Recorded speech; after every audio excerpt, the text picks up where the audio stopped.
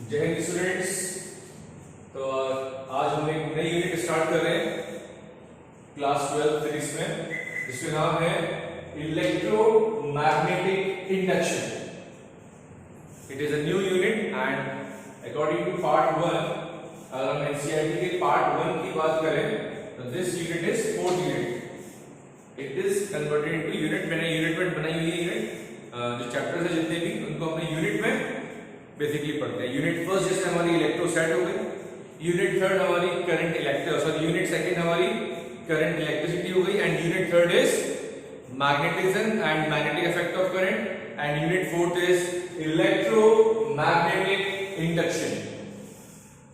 अभी हम बात करें इलेक्ट्रोस्टैटिक की, तो इलेक्ट्रोस्टैट में हमने देखा था चार्ज रेस्ट पे था और वो सिर्फ क्या प्रोड्यूस करा रहा था, इलेक्ट्रिक फील्ड। सेकेंड यूनिट में हमने देखा जब वो चार्ज मोशन में आया तो इलेक्ट्रिक फील्ड भी प्रोड्यूस हो रही है और साथ में हमने मैग्नेटिक फील्ड भी देखी, जो कि हमने यूनिट थर्ड में पढ़ी थी। किसमें पढ़ी थी? यूनिट थर्ड में। लेकिन करंट की वजह से ही क्या बन रहा था, मैग्नेटिक फील्ड प्रोड्यूस हो रही थी हमारी। ठीक, अब हम एक चीज देख रहे हैं। सबसे पहले जो फैराडे के दिमाग में आया, अगर आप करंट से मैग्नेटिक फील्ड प्रोड्यूस कर सकते हैं तो क्या आप मैग्नेटिक फील्ड की हेल्प से करंट प्रोड्यूस कर सकते हैं? ये क्वेश्चन सबसे पहले किसके दिमाग में आया? फैराडे के दिमाग में आया। अगर current carrying conductor produces a magnetic field, then you can say that due to magnetic field a current is produced. अगर करंट की वजह से मैग्नेटिक फील्ड प्रोड्यूस हो रही है तो क्या मैग्नेटिक फील्ड की वजह से करंट बन सकता है? तो इसका आंसर मिला यस। आप मैग्नेटिक फील्ड की हेल्प से करंट को भी प्रोड्यूस कर सकते हैं। Due to the help of magnetic field you can also produce the electric current. बात समझ में आ रही है? तो इसी पर पूरा बेस हमारा ये चैप्टर है, जिसका नाम है electromagnetic induction and alternating current. आपने 10th क्लास में जनरेटर पढ़ा था, किस पे बेस्ड था? इलेक्ट्रोमैग्नेटिक इंडक्शन पे बेस्ड। थोड़ा सा आपको 10th क्लास में इसका बेसिक बताया गया था, बट यहां पे हम थोड़ा सा डिटेल में पढ़ने वाले हैं। तो फटाफट अपन स्टार्ट करते हैं इस चैप्टर को। इसका नाम है इलेक्ट्रोमैग्नेटिक इंडक्शन, शॉर्ट में हम EMI कह सकते हैं। और अगर मैं इसकी डेफिनेशन की बात करूं तो इलेक्ट्रोमैग्नेटिक इंडक्शन क्या होता है, तो मुझे पता है इस चीज के बारे में, 10th में भी आपने पढ़ा था इसीलिए कि जब भी किसी भी कंडक्टिंग सर्किट में, और you can say that a conductor, किसी भी कंडक्टर में, वायर में, there is a change in strength, position और you can say that orientation. ये 3 इंपॉर्टेंट फैक्टर हैं। अगर आप मैग्नेटिक फील्ड की स्ट्रेंथ को, simply it means magnitude, order of the magnitude of magnetic field. अगर आप strength, position and orientation of an external magnetic field क्या करते हैं, आप चेंज करते हैं। इंपॉर्टेंट वर्ड पहले कर दे रहा हूं, एक वर्ड यूज कर रहे हैं यहाँ पे, चेंज। सारी कहानी इसी में टिकी हुई है, अभी देखेंगे कैसे। तो वो फेनोमेना जो आप जिससे क्या बना सकते हैं, करंट बना सकते हैं। करंट कब बनता है? जब दो एंड्स के बीच में क्या हो, पोटेंशियल डिफरेंस, और पोटेंशियल डिफरेंस को हम EMF भी कहते हैं। EMF is the maximum potential difference when no current is drawn from the cell. पढ़ा था हमने।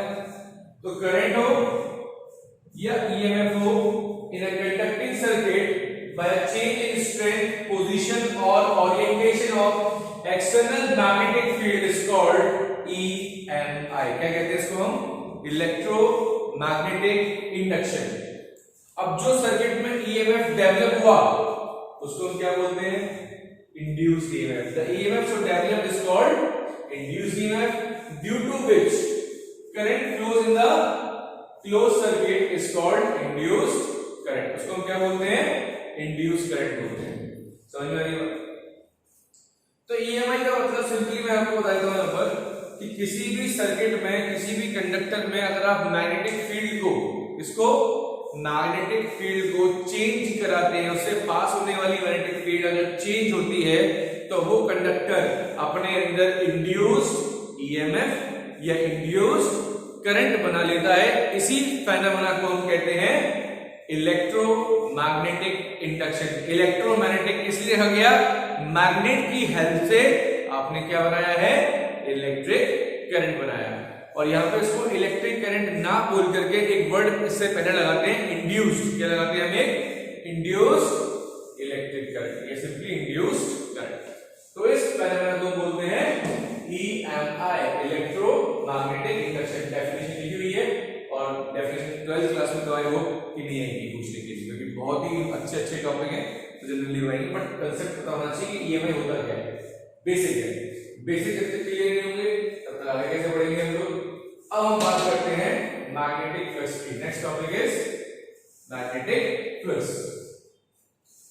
अब आपके माइंड में कुछ चल रहा होगा, इलेक्ट्रिक फ्लक्स भी हमने पढ़ा था कि इलेक्ट्रिक फ्लक्स क्या मैग्नेटिक फ्लक्स आपस में लिंक कर रहा है। Yes, what is electric flux?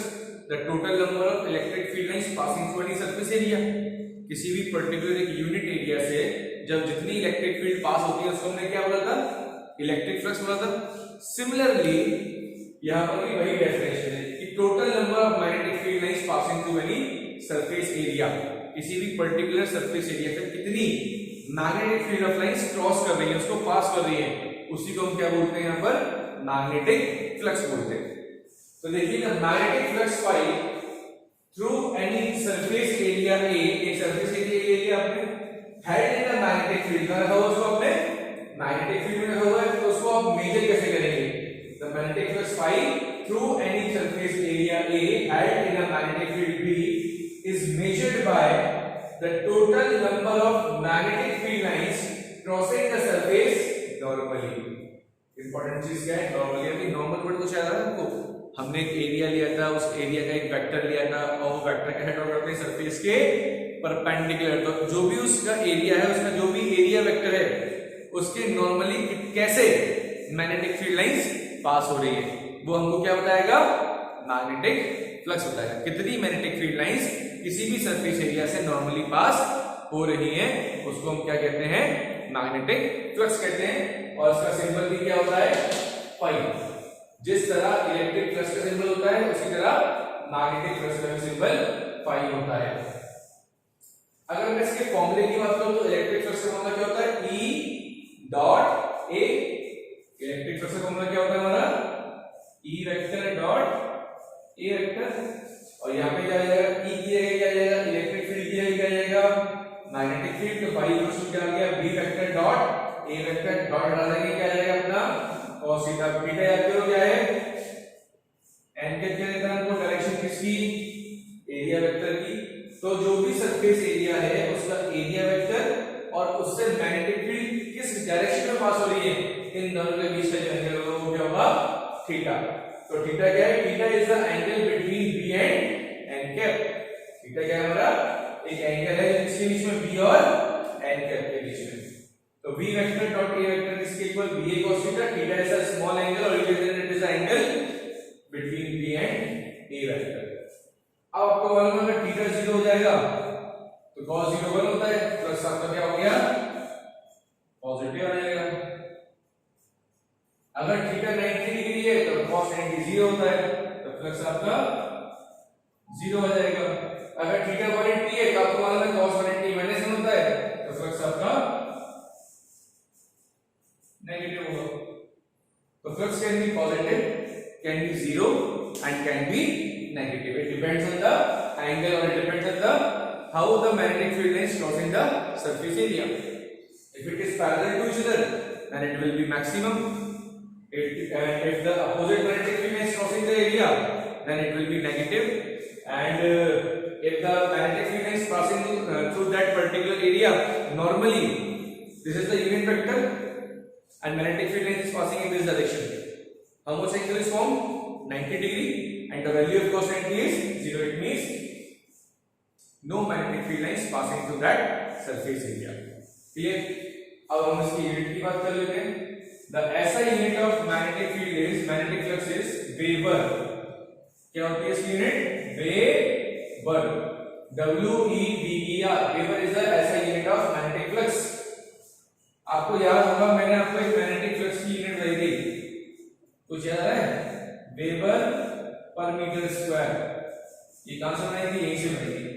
Magnetic field की दो यूनिट होती है, एक होती है टेस्ला और एक होती है weber per metre square. Weber per metre square ये यहां से आएगी। अगर फाई अपना b into a है तो b आ जाएगा फाई अपॉन a, फाई की यूनिट होती है वेबर, a है मीटर स्क्वायर, तो मीटर स्क्वायर के ऊपर क्या लिखते हैं n की पावर -2। अगर आपको 1 वेबर डिफाइन करना हो कि 1 वेबर कितना होता है, तो अगर आपने यूनिट मैग्नेटिक फील्ड प्रोवाइड करी हुई है और जो सरफेस एरिया है उसका भी कितना है, यूनिट एरिया है, तो उसका जो मैग्नेटिक फ्लक्स लिंक होगा वो कितना होगा, 1 weber. So 1 weber is equal to 1 tesla into 1 metre square. इससे आप वेबर को डिफाइन कर सकते हैं। अगर मैं इसकी सीजीएस यूनिट की बात करूं तो सीजीएस यूनिट इसकी होती है maxwell. The CGS unit of magnetic flux is maxwell and 1 weber is equal to 10 to the power 8 maxwell. जो हमारा 1 वेबर होता है वो 10 टू द पावर 8 मैक्सवेल के इक्वल होता है। बात समझ में आ रही है? ओके, अब डायमेंशन फॉर्मूला वैसे 12th क्लास में पूछा नहीं आता, लेकिन अगर आपको निकालना हो तो डायमेंशन फॉर्मूला निकाल सकते हैं। कैसे? मैग्नेटिक इफेक्ट ऑफ करंट हमने फॉर्मूला पढ़ा था, F = dqb। यहां से मैग्नेटिक फील्ड कितनी आ जाएगी, F/qb। अगर फ्लक्स के फॉर्मूले की बात करें तो फ्लक्स फॉर्मूला क्या होता है, b into a, तो b की वैल्यू कितनी है, F/qb। F/qb साथ में चल रहा है a, और अगर cos थीटा की बात करें तो थीटा एक नंबर है और नंबर के कोई भी डायमेंशन फॉर्मूले नहीं होते। एंगल किसके फॉर्म में होगा, नंबर के फॉर्म में, और नंबर के कोई भी डायमेंशन फॉर्मूले नहीं होते। तो आप फोर्स का डायमेंशन फॉर्मूला नोट कर लीजिए। अब आप बोलेंगे q का डायमेंशन फॉर्मूला कहां से आएगा, q = क्या हो जाएगा, it। इस फॉर्मूले से I = q/t से। I का डायमेंशन फॉर्मूला एम्पीयर का a होता है और टाइम का t होता है। तो q की वैल्यू आ गई 80, वेलोसिटी it-1, फोर्स का फॉर्मूला पुट कर दिया, एरिया का फॉर्मूला पुट कर दिया, पूरे को सॉल्व कर दिया। क्या क्या, ml2t-2 a की power -1। This is the dimension formula of magnetic flux. अब देखो यहां से इस डायमेंशन फॉर्मूले से, जैसे कि मैंने बताया कि ऐसा यूनिट वेबर होती है, मैं आपको कुछ और यूनिट बताऊंगा। मैग्नेटिक फ्लक्स की कुछ और यूनिट भी आ सकते हैं, ये आपके हेल्प करेगा 1 नंबर के क्वेश्चन में। कंसेप्चुअल क्वेश्चन बनता है तो जनरली पूछ लेता है कि वह किसकी यूनिट है। देखो ml2t-2, याद करो किसका डायमेंशन फॉर्मूला बन रहा है, ml2t-2, ये वर्क का या फिर एनर्जी का डायमेंशन फॉर्मूला बन रहा है। किसका, वर्क का या फिर एनर्जी का। तो ml2t-2 किसका फॉर्मूला है, एनर्जी, और एनर्जी की यूनिट क्या होती है, जूल। a की पावर -1, a क्या है, एम्पियर, a की पावर -1, तो अपॉन में लिख सकते हैं एम्पियर, तो जूल अपॉन एम्पियर। अब I क्या होता है, q/t। चार्ज की यूनिट क्या होती है, कूलम। टाइम की यूनिट सेकंड, सेकंड ऊपर चला गया, क्या आ गया, जूल सेकंड अपॉन कूलम। अब यूनिट फर्स्ट पे जाओ, इलेक्ट्रोस्टैटिक्स में V = क्या होता है, W/Q। इलेक्ट्रिक पोटेंशियल का फॉर्मूला क्या होता है, W/Q। W की यूनिट जूल, Q की यूनिट कूलम, तो जूल पर कूलम की जगह क्या लिख सकते हैं, पोटेंशियल। पोटेंशियल यूनिट क्या होती है, वोल्ट, तो यूनिट क्या बन गई हमारे पास, वोल्ट सेकंड। तो वोल्ट सेकंड भी किसकी यूनिट हो गई, मैग्नेटिक फ्लक्स की। जूल पर एम्पियर भी किसकी यूनिट हो गई, मैग्नेटिक फ्लक्स की। आना चाहिए होगा, समझ में आ रही बात। तो इलेक्ट्रोमैग्नेटिक इंडक्शन का अगर मैं यहां पे थोड़ा सा बेसिक बता दूं, क्या बताया, किसी भी सर्किट में से अगर मैग्नेटिक फील्ड स्ट्रेंथ चेंज होती है या उसकी पोजीशन चेंज करते हैं या उसका ओरिएंटेशन, ओरिएंटेशन मतलब एंगल, ओरिएंटेशन मतलब जो भी सर्किट है उसमें से आप पर्टिकुलर एंगल चेंज कर रहे हैं मैग्नेटिक फील्ड का, या उस सर्किट को चेंज कर रहे हैं मैग्नेटिक फील्ड के अंदर उसके पर्टिकुलर एंगल पर, तो भी मैग्नेटिक इंड्यूस करंट क्या होता है, प्रोड्यूस होता है। इसी कंसेप्ट को हम क्या बोलते हैं, इलेक्ट्रोमैग्नेटिक इंडक्शन। बात समझ में आई? तो this is all about electromagnetic induction basic definition. This is magnetic flux, this is the unit and this is the dimension formula and this is the another unit of magnetic flux। ठीक है, अब हम एक बहुत important topic पढ़ेंगे, इसका नाम है Faraday's laws of electromagnetic induction.